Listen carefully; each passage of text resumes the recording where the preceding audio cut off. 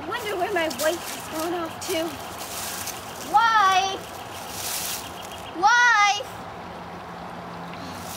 Aha! After searching for so long, I have found her apron. Let us get hold of the property. There is nothing but a liver and a heart. All we'll endeavor to do without the wife. That old Scratch must have had a tough time of it. Look at all the footprints and the clumps of hair. All right, let's make a deal, but what shall it be? If I give you the money, you shall employ it in the black traffic. Fit out a slave ship. I refuse to be turned into a slave dealer. Instead, then, you shall be turned into a user. I have no objections. You shall open a broker shop next month in Boston. I'll do it tomorrow if you wish. You shall lend money at 2% a month. Egad, I'll charge 4. You shall extort bonds, foreclose mortgages, drive the merchants to bankruptcy. I'll drive him to the devil. You are the user for my money. When will you want the rhino? This very night. Done. Done. A few days' time saw Tom Walker seated behind his desk in a counting house in Boston. His reputation for a ready-moneyed man who would lend money out for a good consideration soon spread abroad.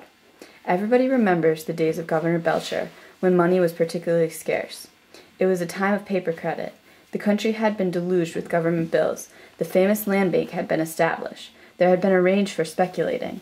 The people had run mad with schemes for new settlements, for building cities in the wilderness. Land jobbers went about with maps of grants and townships and Eldorados, lying nobody knew where, but which everybody was ready to purchase. In a word, the great speculating fever, which breaks out every now and then in the country, had raged to an alarming degree, and everybody was dreaming of making sudden fortunes from nothing. As usual, the fever had subsided. The dream had gone off, and the imaginary fortunes with it. The patients were left in doleful plight, and the whole country resounded with the consequent cry of hard time. Thus Tom was the universal friend of the needy, and he acted like a friend in need. That is to say, he always exacted good pay and good security. In proportion to the distress of the applicant was the hardness of his terms. He accumulated bonds and mortgages, gradually squeezed his customers closer and closer, and sent them at length dry as a sponge from his door. In this way he made money hand over hand, became a rich and mighty man, and exalted cocked a hat upon exchange. As Tom waxed old, however, he grew thoughtful. Having secured the good things of this world, he began to feel anxious about those of the next. He thought with regret on the bargain he had made with his black friend, and set his wits to work to cheat him out of the conditions.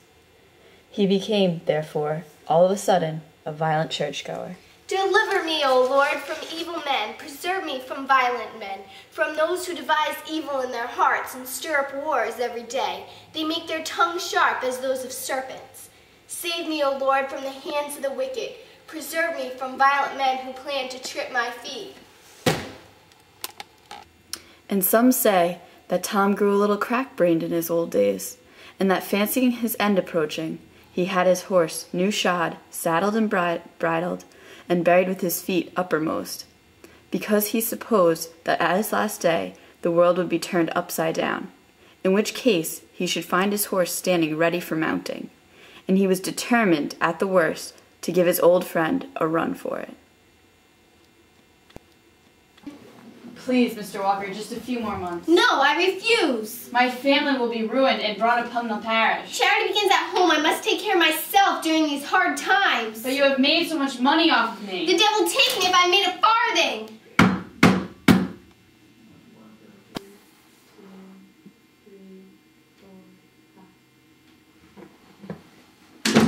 Tom, you're come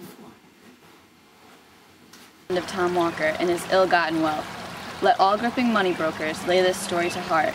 The truth of it is not to be doubted. The very hole under the oak trees, from whence he dug Kid's money, is to be seen to this day, and the neighboring swamp and old Indian fort is often haunted in stormy nights by a figure on horseback, in a morning gown and white cap, which is doubtless the troubled spirit of the usurer.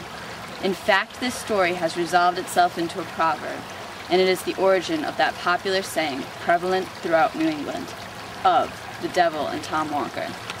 The end.